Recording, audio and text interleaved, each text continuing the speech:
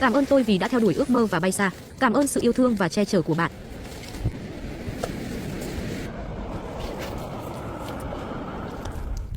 Ánh nắng buổi sớm rơi xuống trước lều. Kusam đang thu xếp hành lý. Cô thành thạo nhét từng viên đạn vào băng đạn trên thắt lưng. Đừng nghĩ cô chỉ là một người mẹ, khi làm những việc này, cô chẳng hề thua kém đàn ông. Hôm nay đích đến của cô không phải là rừng núi, mà là con sông dưới chân núi để bắt cá. Chuyến đi này cũng không hề nhẹ nhàng, bởi bên bờ sông thường có gấu và nhiều loài thú hoang xuất hiện. Vì vậy cô phải mang theo súng săn để phòng thân. Sau khi tạm biệt mẹ chồng, cô lên đường tiến về phía con sông.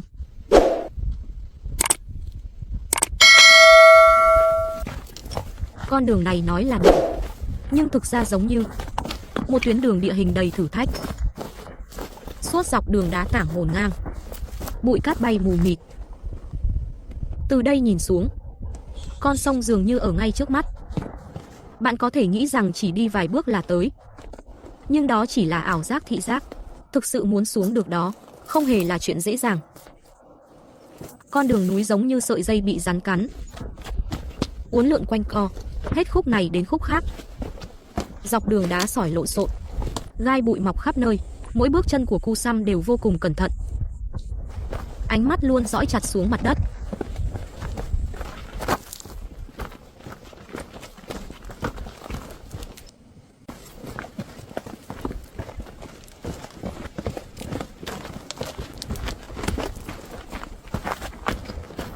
Chẳng bao lâu sau, Kusam đã đi hết một đoạn đường núi dốc đứng và cũng tiến gần con sông hơn.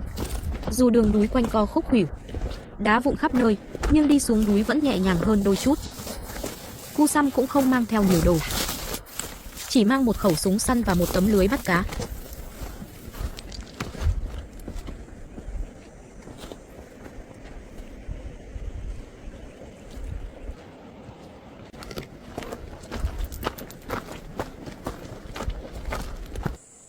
Vì quãng đường khá xa, mà đường núi lại phức tạp, cũng không biết có bắt được cá hay không, nên cô dự định tiện thể tìm một nơi có thể nghỉ qua đêm. Nếu tối nay không thể quay về, thì sẽ tạm ngủ ngoài trời một đêm. Cô lấy khẩu súng săn ra, lên đạn. Tranh thủ khi trời vẫn còn sáng, cô cố gắng nhanh chóng tìm một hang núi có thể nghỉ qua đêm. Ở đây có một hang nhỏ hình thành tự nhiên, có thể là nơi những người chăn gia súc hoặc thợ săn thỉnh thoảng trú gió, nhưng cũng có thể là chỗ gấu, sói, thậm chí đôi khi nghỉ chân. Đối mặt với núi rừng yên tĩnh nhưng đầy nguy hiểm, Kusam biết rằng những con thú dữ có thể đang ẩn nấp đâu đó không xa. Gấu, sói, chó săn, thậm chí cả lợn rừng, con nào cũng đều nguy hiểm. Cô bắn một phát súng về phía sườn núi trống trải phía xa. Tiếng súng này không phải để tấn công ai, mà là một lời cảnh báo, một sự tuyên bố rằng con người đã đến, đừng lại gần.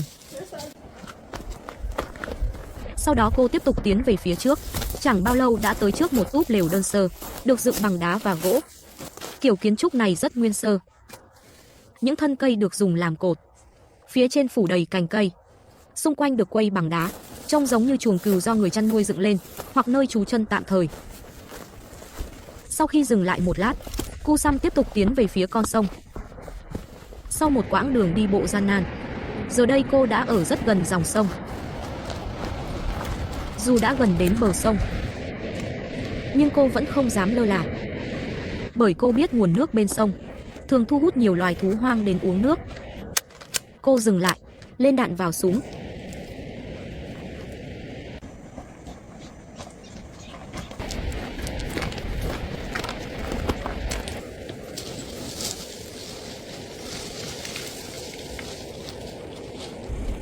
Cuối cùng Kusam cũng đã đến bờ sông.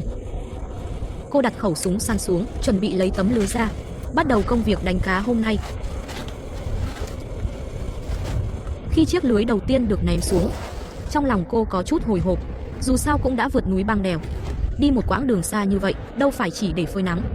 Nhưng thật đáng tiếc, lần kéo lưới đầu tiên trống trơn, đến một cọng rong nước cũng không vớt được. Khi kéo lưới lần thứ hai, một con cá nhỏ đã được bắt thành công. Điều này khiến cô tự tin hơn rất nhiều. Ít nhất con sông này vẫn có cá. Còn nhiều hay ít thì phải xem những lần thu lưới tiếp theo.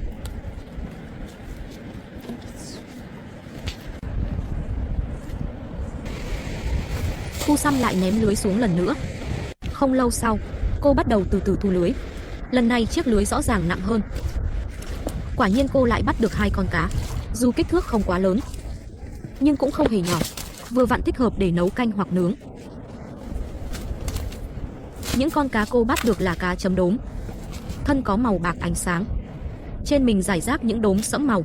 Loài cá này thích nước lạnh, thường sống trong suối hoặc sông núi chảy xiết, phân bố ở những vùng núi cao. Cu Sam cho những con cá vừa bắt được vào túi vải, sau đó tiếp tục thả lưới bắt cá. Có vẻ hôm nay vận may đang mỉm cười với cô. Tất nhiên cũng có thể là vì nguồn cá ở con sông này vốn rất phong phú, nên cô có thể bắt được nhiều cá hơn. Lần này lại có một con cá mắc vào lưới, khiến cô vô cùng vui mừng. Nhưng chuyện ngoài ý muốn cũng nhanh chóng xảy ra. Con cá vùng vẫy dữ dội và lọt ra khỏi mắt lưới, rồi tõng một tiếng rơi trở lại dòng nước. Cô không nản lòng, tiếp tục thả lưới, bởi vì cá nhỏ không đi thì cá lớn cũng chẳng đến. Cô thầm cầu mong lần này có thể bắt được nhiều cá hơn và cá lớn hơn.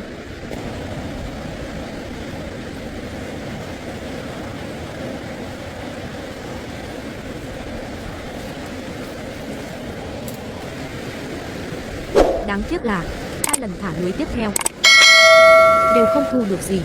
Cô vẫn phải tiếp tục thử. Chừng này cá vẫn còn quá ít. Lần này Cu Sam thay đổi chiến thuật. Cô không còn thả lưới ở vùng nước ven bờ chảy êm nữa, mà chuyển sang thả lưới ở nơi dòng nước chảy xiết hơn. Biết đâu sẽ có bất ngờ. Quả nhiên đúng như vậy, lần này cô lại bắt được một con cá không quá nhỏ cũng không quá lớn. Điều đó khiến cô rất vui. Một nụ cười hiện lên trên khuôn mặt. Cô cảm tạ Allah vì đã giúp mình lại bắt được cá. Cu Sam lại thả chiếc lưới xuống sông, bình tĩnh chờ đợi. Khi bắt đầu thu lưới, cô lập tức cảm thấy có điều gì đó khác thường. Chiếc lưới lần này nặng hơn hẳn.